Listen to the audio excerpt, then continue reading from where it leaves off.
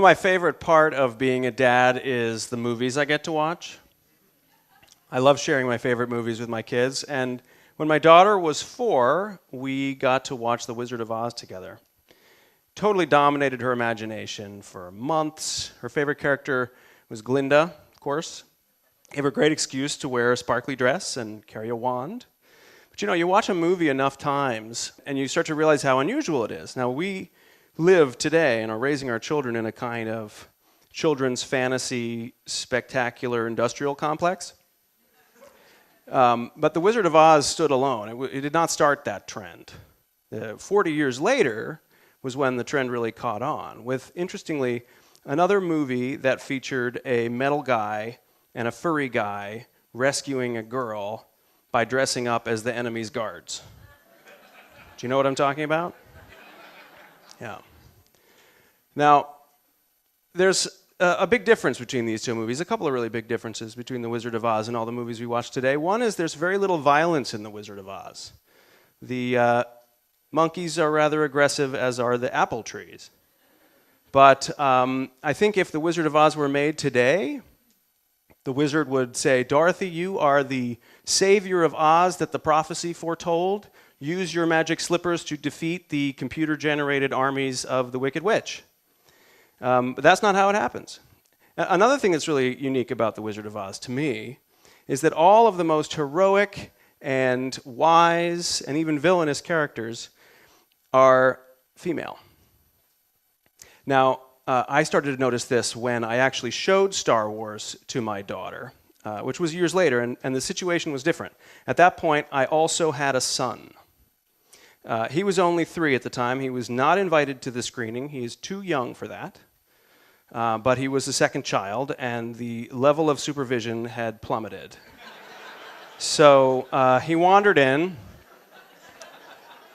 and it imprinted on him like mommy duck does to its duckling. Is he picking up on the fact that there are only boys in the universe except for Aunt Beru?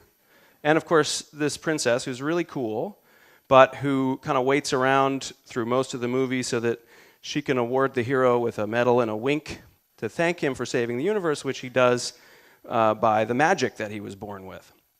Compare this to 1939 with The Wizard of Oz. How does Dorothy win her movie? By making friends with everybody and being a leader. Like that's kind of the world I'd rather raise my kids in. Why is there so much force, capital F force, in the movies we have for our kids and so little Yellow Brick Road? I know from my own experience that Princess Leia did not provide the adequate context that I could have used in navigating the adult world that is co-ed. I think, there was a kind of first kiss moment when I really expected the credits to start rolling, because that's the end of the movie, right? I finished my quest, I got the girl, why are you still standing there? The movies are very, very focused on defeating the villain and getting your reward, and there's not a lot of room for other relationships and other journeys. It's almost as though if you're a boy, you are a dopey animal, and if you were a girl, you should bring your warrior costume. I mean, that is, there are plenty of exceptions, and I will defend the Disney princesses in front of any of you.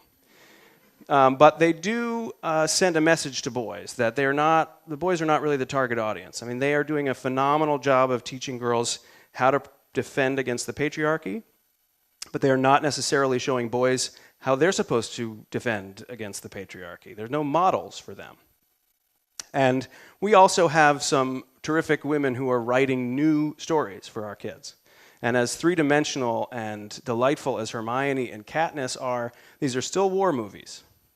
And, of course, the most successful studio of all time continues to crank out classic after classic, every single one of them about the journey of a boy or a man or 2 men who are friends or a man and his son or 2 men who are raising a little girl.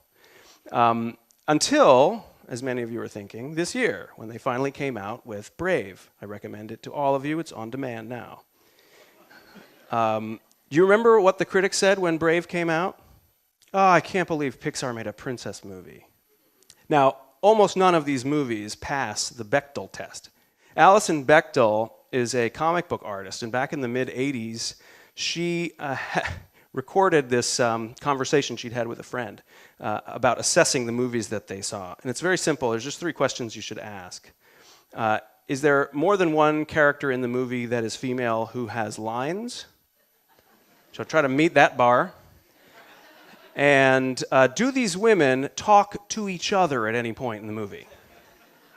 And is there conversation about something other than the guy that they both like? Right? Thank you. Thank you very much.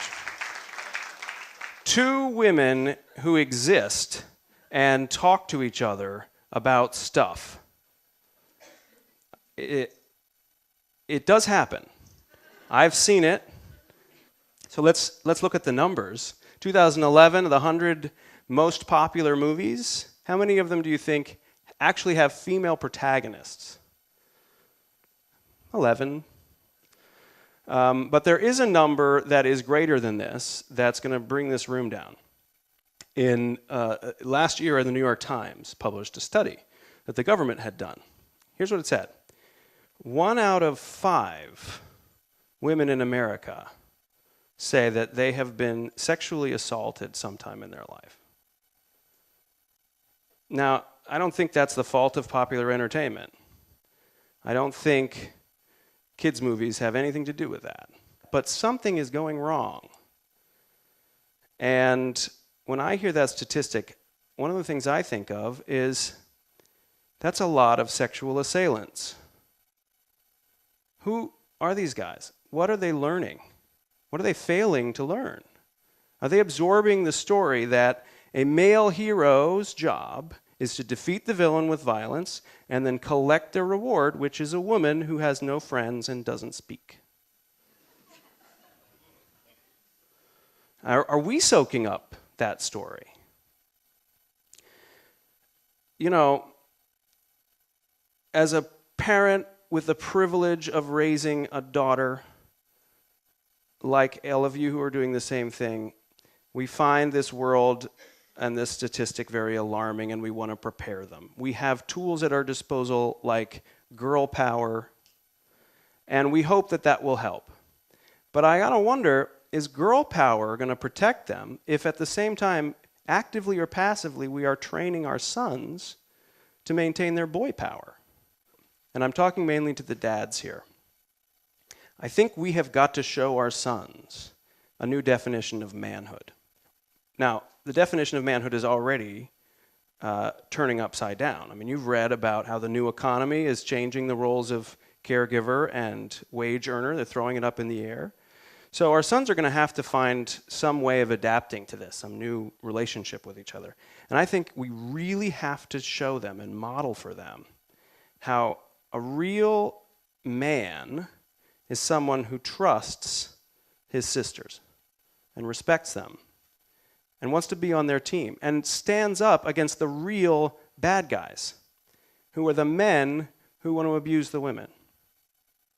And I think our job in the Netflix queue is to look out for those movies that pass the Bechdel test, if we can find them, and to seek out the heroines who are there, who show real courage, who bring people together, and to nudge our sons to identify with those heroines and to say, I want to be on their team, because they're going to be on their team.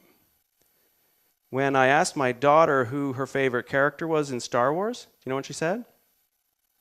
Obi-Wan. Obi-Wan Kenobi and Glinda. Now, what do these two have in common?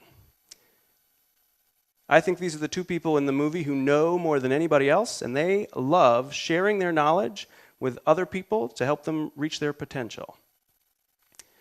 Now, they're leaders. I like that kind of quest for my daughter. And I like that kind of quest for my son. I want more quests like that.